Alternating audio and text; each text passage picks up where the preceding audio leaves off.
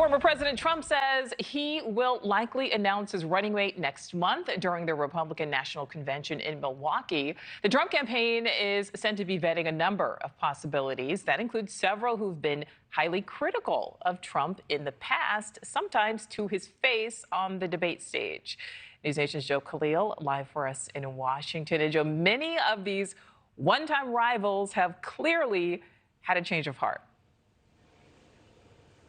Yeah, they have. And Nichole, the fact that we know President Trump is going to announce his running mate in July at the convention means we are likely going to see every single person who is on his reported shortlist for a running mate continue to make TV appearances defending the former president and praising him and his policies. Marco Rubio, the senator who is going to be in this building today, is maybe the most surprising name on that list, simply because they really went back and forth at each other in an aggressive way. It was very personal most of the time in that 2016 campaign, where they had nicknames for each other. And at times, again, it got pretty uncomfortable even to watch during these debates. Here's just one clip from 2016 to refresh everyone's memory.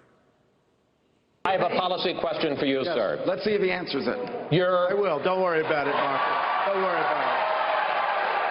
Don't worry about it, little Marco. I will. All right. Well, let's hear Big Don. Donald. Don't worry about it. All right, wait. Don't worry about it, little Marco. Gentlemen. Gentlemen. You ought to show up. Gentlemen, you got to do better than this. This guy has the number one. Mr. Trump, may I ask you? Mr. Trump? And that was not even the most contentious one. By no means, though, is Senator Rubio alone on this list that is now praising former President Trump, who was a detractor not so long ago. Take J.D. Vance, for example, someone who's also at the top of this list. Back in 2016, openly said he was a never Trump guy and actually called him an idiot on social media. You also have Governor Doug Burgum, who not back in 2016, mind you, but just last year said he would never do business with Donald Trump because, in his words, quote, "It's important you're judged by the company you keep," which seems to be a dig at Trump's character. Nonetheless, all of them now have either said they've shifted on former President Trump because he has proven them wrong when he was president in office, or that they've now spent more time with him on a one-on-one level and they feel that he is fit to be commander-in-chief and they want to be on that ticket as well. Rubio, though, does stand out simply because I don't know that there was a contentious relationship like theirs that is on this list now. But Senator Rubio has become one of the strongest surrogates for Donald Trump on the campaign trail. Just this past weekend, doing an event for him, speaking to a crowd at a rally, saying that life was simply better under former President Trump than it is now. When you look at cost of living, when you look at interest rates, when you look at generally the economy and security and foreign policy. So he is definitely on that list, one of the highest in contention right now, rumored to be on the short list of VP.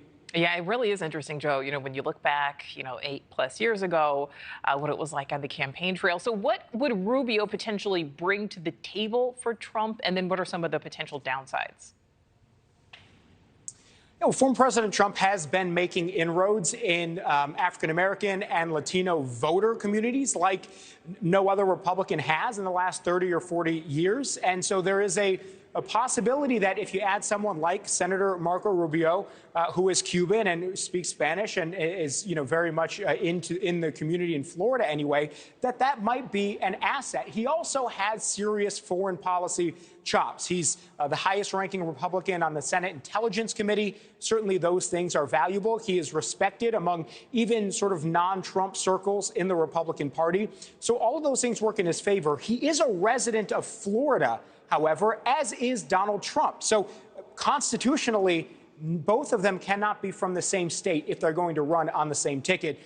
There's been talk that Senator Rubio would have to leave Florida and take up residence somewhere else. That might be a bit of a headache and a challenge, but certainly it's doable and not without precedent. We've seen that before. So that would be sort of the challenge and also what he brings to the table for Donald Trump.